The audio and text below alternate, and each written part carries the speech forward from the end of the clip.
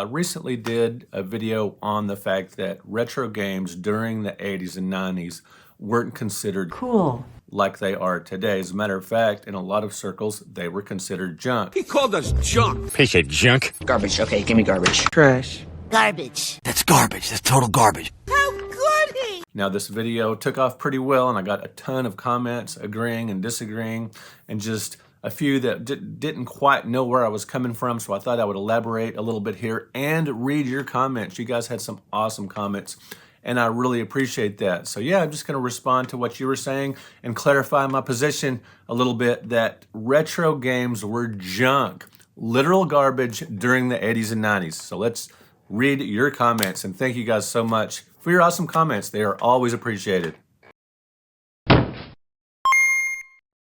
Hey guys, Brett Weiss here. Welcome to another video. If you're new to the channel, please hit that subscribe button. It is super helpful. All right guys, first up is J Mogler, who says, it wasn't lame to play the 2600 in 1982. Some of the most iconic games ever were released on the 2600 came out in 1982. Very true that there were some great games produced in 82. The vast majority of home consoles in 82 were 2600s. Only rich boys had ColecoVisions, and the 5200 was an utter failure. I'd argue most people were jamming hard on VCSs in 1982. There's a lot of truth to what he's saying here. Now, in my video, if I didn't make it clear, the Atari 2600, at least where I lived, at least in my neighborhood, at least at my school, on into 1983, became super uncool. Cool. It became so outdated compared to the hot, fancy new ColecoVision.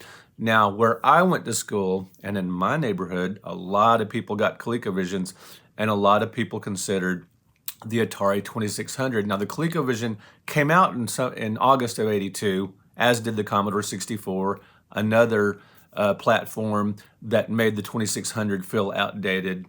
Now, but most people I knew got their ColecoVisions for Christmas in 1982. Sorry about the red eye. I've had a little allergy situation. Anyway, as the ColecoVision really took off in Christmas of 1982 when so many people got theirs, and then on to the spring and summer of 1983, that's when the Atari 2600 was really looked down on by a lot of people that I knew. A lot of stuff I talk about here on my channel is local, regional, as far as North American, and as far as in my town. So I tell a lot of stories here that are very localized. And where I lived and the people I knew, the Atari 2600 was looked down upon as you got into 1983. Now, yes, the Atari 2600 was rocking in 82. A ton of people had them. It was still considered pretty awesome in 1982 by a lot of people. But a lot of people at this point, including a lot of people around me, was considering it pretty lame, comparing the pixelated graphics of the 2600 to a lot of the arcade games that were out, the fact that Pac-Man and some others didn't look too much like their arcade counterparts. That was kind of a thing. But especially as the ColecoVision took hold on into 83, the 2600 just seemed more and more dated, and a lot of people I knew just simply were over it and thought it was pretty lame. And again, where I went to school, people were very fashion conscious, very trend conscious, very brand conscious, and ColecoVision was suddenly cool. And to a lesser extent, the Atari 5200, but and the Commodore 64, guys. I didn't really talk about that, I don't believe, in my video, but computers were seeming awesome and cool and futuristic and, you know, next gen tech compared to the 2600. The 2600 seemed kind of pitiful next to a Commodore 64, with a bunch of pirated games. You know, as you're rocking your computer setup in 83 and into 84, older stuff like the 2600 in television were seeming pretty lame, at least where I was. So yeah, just thought I'd clear that up a little bit. And that was a great comment by Jay Mogler. Appreciate it. Next up is Joe Exit, who says, I remember going to Funcoland in 95, and I was still into the original NES and wanted to buy a certain NES game, and the salesman was making fun of me. He said I should be buying a PlayStation and quit wasting time with the old stuff. Yes, this was a prevalent attitude in the 80s and 90s, and that's a lot about what I was talking about. playing retro games was not considered cool. This was a guy at Funcoland, a store employee who should be wanting to get rid of the older stuff. He was slamming the customer for buying this lame old stuff when he should be buying, the hottest, greatest thing, the PlayStation, with the 3D graphics and the cinematics and everything. So yeah, this prevailed throughout the 80s and 90s where the older stuff wasn't considered cool like it is now. That was the point of the video. Now my good buddy Delphmee 5481 says, to this day, I find it hard to believe that anyone would just throw away their old games and systems. My cousin had a 2600 and a crap ton of games, and when game collecting became popular in the 90s, I asked if they still had theirs, and they said here it is, threw them out. Yes, old video games were considered literal garbage in the 80s and 90s. Another comment here pointing out just what I was talking about, and if you grew up at the time, you know what I'm talking about. Delph continues, after I moved out of my parents' house, I made sure to grab all my games and systems because my mom is one of those moms that would just throw stuff away just because. Now, a lot of my comic book friends, and I'm a big comic book fan, know about this. Their moms threw out their comic book collections. My mom didn't, but I've heard this many, many times over the years, and you probably have too. Next up, at S. Damon. There's a lot of truth to this, talking about my video. And man, it was awesome to pick up games and consoles for dirt cheap at yard sales and flea markets. $20 for a box with a console and 20 to 40 games was a common find. Absolutely, guys. If you didn't grow up going to garage sales in the 80s and 90s, and even early 2000s, you won't know what this was like. It was an incredible time to be a game collector. Just phenomenal. Now, I wasn't buying multiple copies of things because I thought they would be valuable someday. I was just buying stuff I thought, nobody did that back then.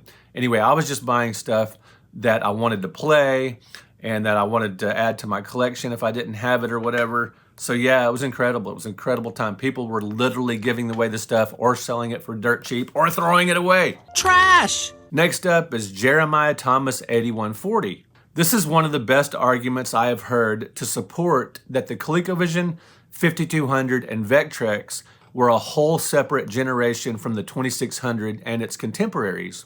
No matter what Nintendo fanboys said two decades after the fact. Yes, part of the point of my video is that when the ColecoVision, Atari 5200, and as he mentions here, the Vectrex, when these systems came out, they seemed next generation to us. Although later video game historians would lump these systems in with the 2600 and 5200 as part of the second generation. Man, if you lived through it at the time, if you saw ColecoVision games being played or played it yourself, 5200 and Vectrex with the cool vector line graphics and just how these systems games were so arcade-like compared to the Intellivision Odyssey 2 and 2600, we felt like we were living in the next generation of game consoles. I love this comment. It is so true. The ColecoVision 5200 and Vectrex feel like the third generation of systems, and they should be. But as you guys know, the third generation of consoles consists of the NES Master System and 7800. The 7800 was actually test marketed in 84 briefly, but it actually came out in 86 full bore. They actually pulled it back from the market. Long story for another day. Anyway, yeah, thanks Jeremiah Thomas 8140 for that. I love that comment. And as a matter of fact, I need to do a video on that, the fact that those three systems should be the third generation of consoles and sure felt like it to us as the next gen. Because yeah, the 2600 came out in 77 and it looked really primitive by the time the ColecoVision came out. So yeah, again, part of the point of my last video. Anyway, that video's been a lot of fun to check out your comments. And here's another one. Damian Ivy 8422.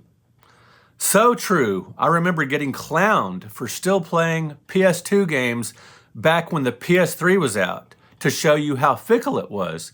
So yeah, guys, even in more recent times, playing the previous generation of systems seems lame to certain people, to certain trendsetters, to certain people that you think you have to be hip and with it and now. And I know there are people who, you know, when the PS5 came out, suddenly the PS4 seemed lame, or they didn't want the PS4 anymore, they traded it in or whatever, but they didn't throw it away, very likely. It was a very different time in the 80s and even into the 90s when the new stuff would come out. The old stuff seemed like garbage. Now, a lot of this had to do was the fact that video game collecting hadn't really taken off as a hobby at that point. It started gaining steam in the 90s, but truly collecting didn't really take off until the mid 2000s. Anyway, there was a collecting scene in the 90s, but it hadn't truly taken off, and the older stuff did feel like literal garbage to a lot of people. It was just considered uncool, and since collecting wasn't a huge thing, people weren't buying a bunch of different systems and hooking them up to different televisions in their house or in their game room or whatever. This wasn't a huge thing. It wasn't nearly as prevalent as it is now. So when you got the new system, you would hook it up to the TV that had games in your house, usually a lot of times the living room, sometimes the bedroom. In the NES era, more and more people started getting games in their bedroom and playing solo games like Zelda and Metroid and games like those. But anyway, a lot of people weren't hooking several systems to the same television set. They were getting rid of the old system as the new system came in. This was why so many people loved backwards compatibility, because you'd have one system and play the older games and the newer ones, even though to a lot of people, the older games seem lame and were often literal garbage. Garbage. Trash. Junk. All right, guys, I really hope this cleared things up. And again, leave me comments here on this video if you agree with the comments I've read here or disagree, or maybe you disagree with something new I've said here today, some of my opinions about these comments. Yes, this is a meta video today, responding to your comments, and I really appreciate your time and attention. All right, guys, be sure and hit that like button and subscribe button if you like that video.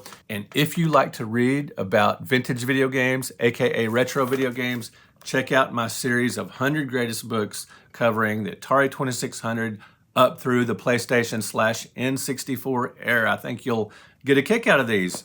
Guys, these are full color books. Check it out. Frenzy, ColecoVision, great game. I talked about this in a recent video. Anyway, I will put a link to my books in the description of this video. All right, guys, thanks for watching. Thank you for liking. Thank you for subscribing. We will talk to you in another video.